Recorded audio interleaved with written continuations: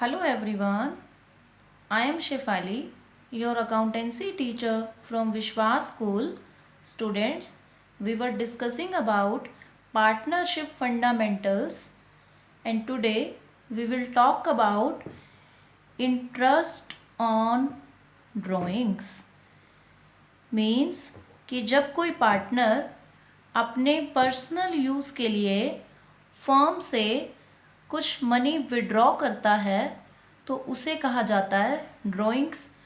अब फर्म को ये राइट है कि वो पार्टनर से इंटरेस्ट चार्ज करे उस मनी के ऊपर जो मनी पार्टनर जो है वो अपने पर्सनल यूज़ में ला रहा है। जितने टाइम तक वो उस पैसे को यूज़ करेगा उतने टाइम के लिए पार्टनर को पे करना होता है उस पर इंटरेस्ट। ओके, सो यहाँ अब हमारे पास इस इंटरेस्ट को कैलकुलेट करने के हैं कुछ मेथड्स जिनके बारे में आज हम डिस्कस करेंगे। सो फर्स्ट आपके पास जो मेथड रहता है वो होता है सिंपल मेथड। नाम जैसे इसका है सिंपल, तो सिंपल वे है कैलकुलेशन का। बस आपको ये देखना है कितना अमाउंट है ड्राइंग्स का, कितने टाइम के लिए वो ड्राइंग की गई है, मींस कितना टाइम वो पैसा आप यूज़ में ला रहे हो, और रेट ऑफ इंटरेस्ट कितना आपको मेंशन है उसके अकॉर्डिंग आप कैलकुलेट कर लें। मैथमेटिकल कैलकुलेशन है, बस सिंपल। फॉर एग्जांपल 10% आपको चार्ज करना है इंटरेस्ट। आपने ड्राइंग की है 12,000 रुपीज़ की 1 मई को। ओके, तो 1 मई का मतलब है मई से लेकर के 31 मार्च तक का आपको इंटरेस्ट कैलकुलेट करना है। तो 11 मंथ्स हो गए, तो आई कैन राइट 11/12। और आपको रेट ऑफ इंटरेस्ट कितना है, मैंने बोला कि हम एज्यूम कर लें कि हमें 10% लगाना है। सो यहाँ आप कैलकुलेट करके देखो कि आपका कितना बनता है। तो आपका इंटरेस्ट बन गया 1100 रुपीज़। ओके, ये सिंपल मेथड है।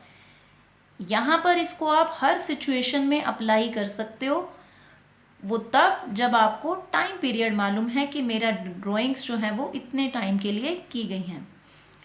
बट यहाँ दिक्कत क्या है कि हर बार आपको जो है वो स्पेशली अपना वो टाइम राइट करके, मंथ्स राइट करके कैलकुलेशन करनी होती है। अगर पार्टनर 1 या 2 ड्राइंग्स करे एक साल में, एक अकाउंटिंग ईयर में, तो इट्स ओके, हम इस मेथड को फॉलो कर सकते हैं। बट अगर पार्टनर बार बार ड्राइंग्स कर रहा है तो हर बार इस मेथड से ये कैलकुलेशन करना लॉन्ग हो जाएगा। जैसे उसने एक ड्राइंग और कर ली 24,000 की, वो उसने कर ली जून में, तो अब जून से लेकर के आपको 31 मार्च तक का इंटरेस्ट निकालना है। 10 मंथ्स हो गए और रेट आपकी क्या है, 10% है। सो यहाँ पर आपके पास जो है वो इंटरेस्ट कितना आ गया, 2,000 रुपीज़। अब अगर ये जो पार्टनर हम इसकी बात कर रहे थे, इसका टोटल इंटरेस्ट अगर पता करना हो कि कितना ड्यू है इसका, तो देखिए 2,000 अभी निकाला, इसकी ये 24,000 वाली ड्राइंग का 1100 पहले ही फाइंड आउट किया था जब उसने 12,000 की ड्राइंग की थी। तो टोटल इंटरेस्ट इसका अब इन दोनों को अगर हम प्लस करें तो हमें पता चलेगा कि 3,100 है। तो इतनी बार अगर ये बार बार ड्राइंग कर रहा है तो कैलकुलेशंस लंबी हो जाएंगी कि आपको इंटरेस्ट निकाल के पिछले वाले को भी ऐड ऑन करके टोटल देखना होगा कि कितना पोस्ट करूं उसके कैपिटल अकाउंट में, कितना चार्ज करूं। तो इस सारे चीज़ों को हमने जो है वो हैंडल करने के लिए एक मेथड और लाए, जिससे हम एक ही बार में पार्टनर के द्वारा की गई सारी ड्राइंग्स का इंटरेस्ट एक ही स्ट्रोक में, एक ही बार में निकाल लें। तो उस मेथड को हमने नाम दिया प्रोडक्ट मेथड। ओके, अब प्रोडक्ट मेथड जैसे इसका नाम है, यहाँ पर हम यूज़ करेंगे प्रोडक्ट का, मीन्स मल्टीप्लाई होगा। अब वो क्या होगा वो हम स्टेप बाय स्टेप देखते हैं। तो यहाँ इस मेथड में आपने क्या कंसीडर करना है, स्टेप 1 कि ड्राइंग का जो भी अमाउंट है वो देखें आप, मल्टीप्लाई कर दें उस अकाउंटिंग ईयर में जितने मंथ्स के लिए वो पैसा यूज़ हो रहा है। फॉर एग्ज़ाम्पल 20,000 की ड्राइंग की गई है आपकी 1 मई को, तो 11 मंथ्स के लिए पैसा यूज़ हो रहा है मार्च तक, तो इन दोनों का प्रोडक्ट निकाल लें, यानी जो भी ड्राइंग का अमाउंट है वो मल्टीप्लाई जितने मंथ्स के लिए वो पैसा यूज़ हो रहा है, प्रोडक्ट आ गया। इस तरह से आपने जो पार्टनर ने जितनी भी ड्राइंग्स की हैं सबका प्रोडक्ट निकालें और उसका लास्ट में करना है टोटल। ये हमारा फर्स्ट स्टेप है। इसके बाद हम आगे देखेंगे कि उस टोटल के साथ हम क्या करेंगे। फिर अगली आपकी ड्राइंग जो थी वो आपके पास थी 2000 रुपीज़ की, और यहाँ आपने ये की है 1 जून को। तो अगर 1 जून को की है आपने ड्राइंग, तो फिर कितने मंथ्स के लिए हो गई? 10 मंथ्स के लिए। तो इन दोनों का जो प्रोडक्ट है वो कितना आपको मिला? 20,000 रुपीज़। ओके। नेक्स्ट आपने की है 1 जुलाई को, बस अज्यूम कर रहे हैं हम, तो आपकी नेक्स्ट ड्राइंग है 40,000 की। तो जुलाई से 31 मार्च 9 मंथ्स हो गए, तो इनका जो प्रोडक्ट आपको मिला वो कितना था? 3,60,000। अब इस सारे प्रोडक्ट का मैंने कहा था आपको करना है टोटल, तो आपने जब इसका टोटल किया आपको मिला 6 लाख रुपीज़। तो अब ये 6 लाख है जो इनका टोटल, इसके ऊपर हम इंटरेस्ट निकालेंगे, क्योंकि ये सारी ड्राइंग्स का और उसके जो भी टाइम पीरियड थे कंसर्न्ड, उनका ये सारा कंसिडरेशन इसमें हो चुका है। इसको आपने लेना है। रेट आपकी वही मैं मान रही हूँ 10% है ड्राइंग्स की। अब मल्टीप्लाई में, क्योंकि ये इतनी बड़ी अमाउंट हो चुकी है, इसके साथ इसको जो है वो एक कॉमन इफेक्ट देने के लिए हम हर बार ही 1 मंथ का निकालते हैं, या 1/12, क्योंकि पहले हम ऑलरेडी हर मंथ हर ड्यूरेशन कंसीडर कर चुके हैं। तो यहाँ प्रोडक्ट मेथड में जब सारे प्रोडक्ट्स का हम एक ग्रैंड टोटल लेते हैं, उस ग्रैंड टोटल को रेट ऑफ इंटरेस्ट मल्टीप्लाई 1/12 यानी 1 मंथ के अकॉर्डिंग निकालते हैं। तो इससे क्या होगा, आपका एक कॉमन रेट ऑफ इंटरेस्ट जो है वो आपको मिल जाएगा।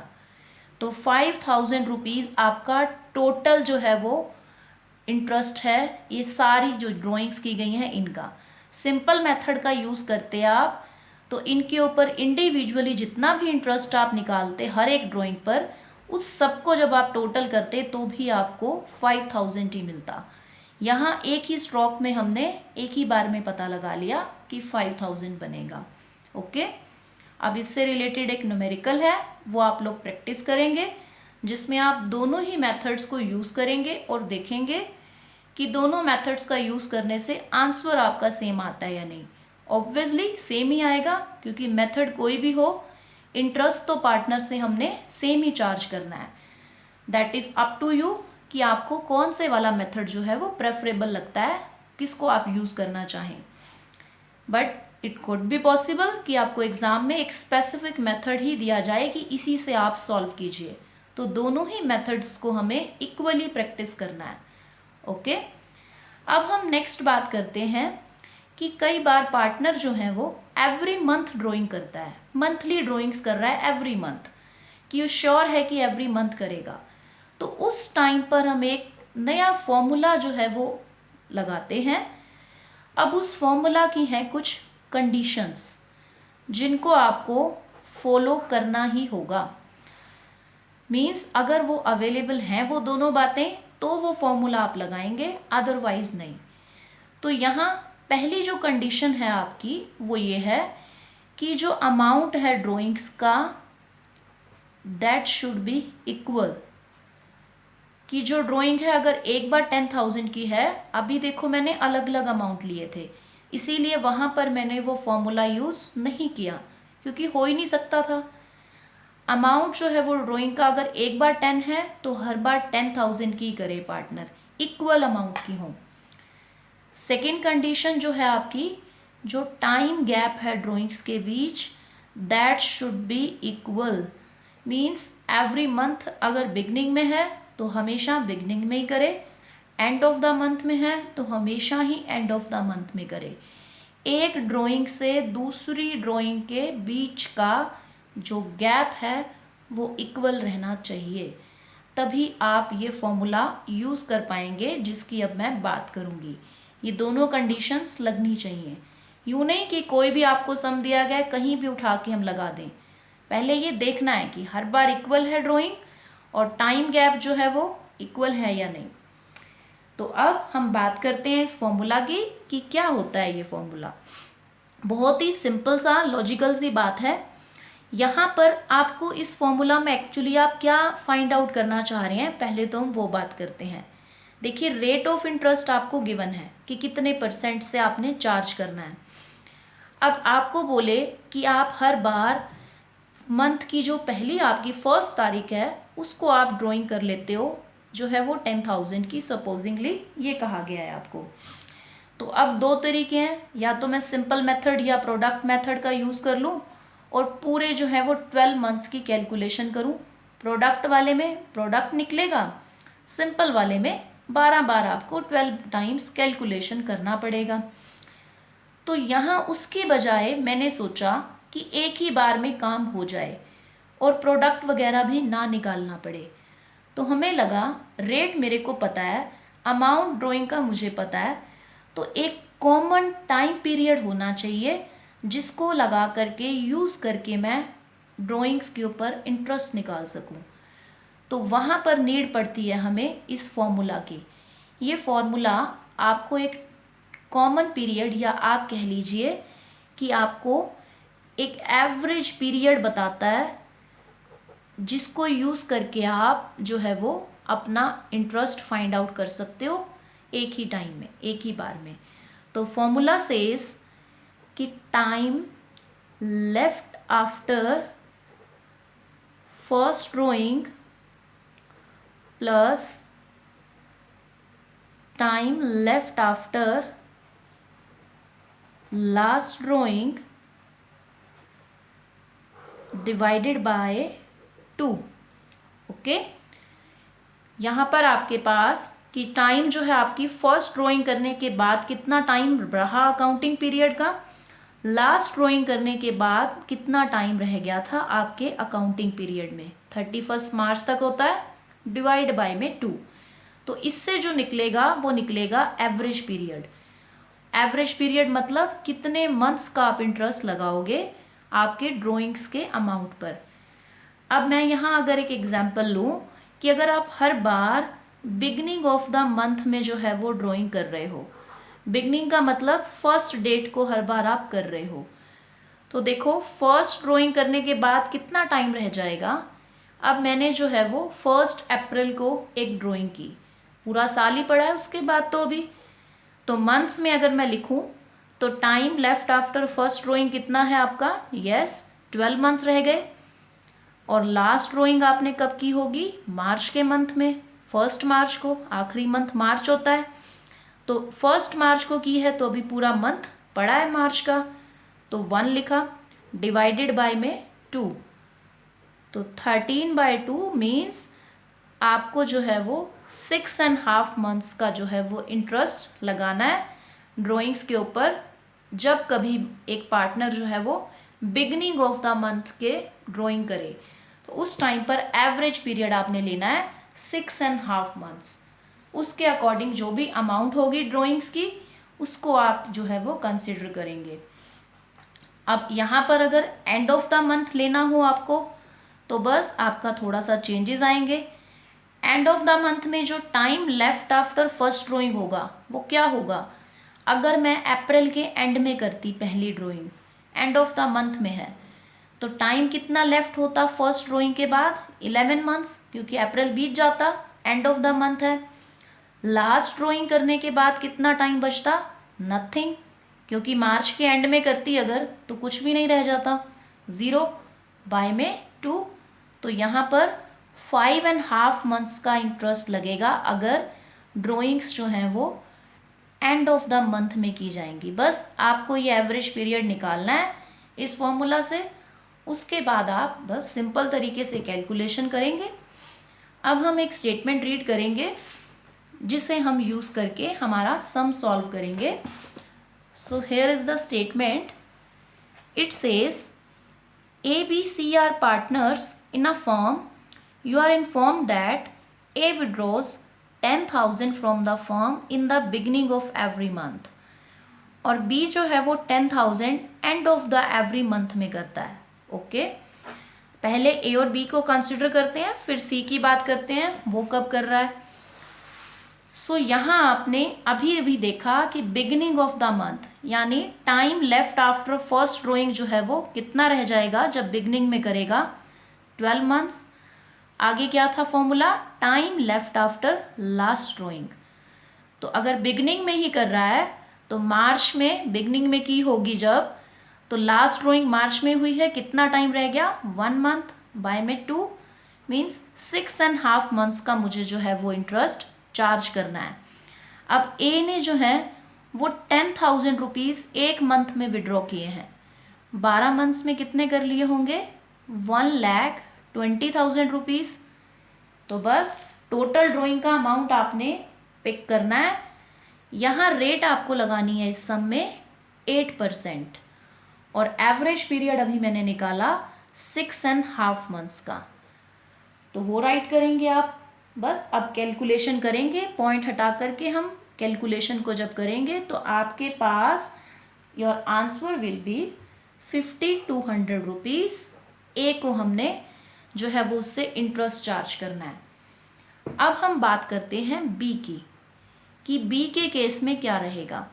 सो वही formula, time left after first drawing plus time left after last drawing divided by 2। तो बी की जो ड्राइंग्स हैं वो एंड ऑफ द मंथ है, तो फर्स्ट ड्राइंग करने के बाद first drawing end of the month यानी अप्रैल में जब उसने फर्स्ट ड्राइंग की होगी अप्रैल के एंड में, तो कितना टाइम रह गया फर्स्ट ड्राइंग के बाद, 11 मंथ्स। लास्ट ड्राइंग की होगी मार्च में, तो मार्च में जब एंड में की है तो कुछ भी नहीं रहा टाइम, बाय में 2, तो 5.5 मंथ्स एवरेज पीरियड आपको इंटरेस्ट चार्ज करना है। बी ने भी जो है वो 10,000 रुपीज़ की है, तो 12 मंथ्स की उसकी कितनी हो गई टोटल अमाउंट, 1,20,000। तो बस उसका टोटल अमाउंट लेना है आपको, रेट ऑफ इंटरेस्ट 8 है और यहाँ मुझे चार्ज करना है 5.5 मंथ्स का। तो आपको यहाँ कैलकुलेशन करना है, पॉइंट को हटा देंगे हम और कैलकुलेशन करने पे आपको जो है वो you will get 4,400 rupees. Okay, so अब नेक्स्ट हम बात करते हैं सी के केस की, कि सी के केस में क्या बोला गया है आपको। सी के लिए बोल रहा है कि C withdraws 10,000 rupees in the middle of every month. तो मिडल में कर रहा है तो same formula, time left after first drawing, middle में कर रहा है मीन्स उसने 15 अप्रैल को की होगी, तो फर्स्ट ड्राइंग करने के बाद 11.5 मंथ्स रह गए होंगे, एवरेज पीरियड निकालेंगे पहले सी का।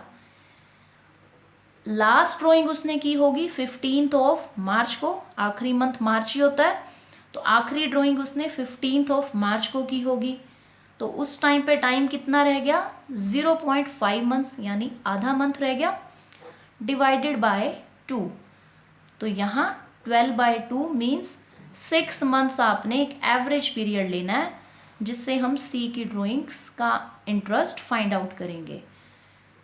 वही बात, 10,000 की ड्राइंग है, पूरे 12 मंथ्स की ड्राइंग को 12 से मल्टीप्लाई करें आप, तो आपके पास 120, 8% से आपको लगाना है और 6/12 मीन्स 1/2, और यहाँ आपके पास जो अमाउंट आएगी that will be 4,800 rupees as interest C के केस में।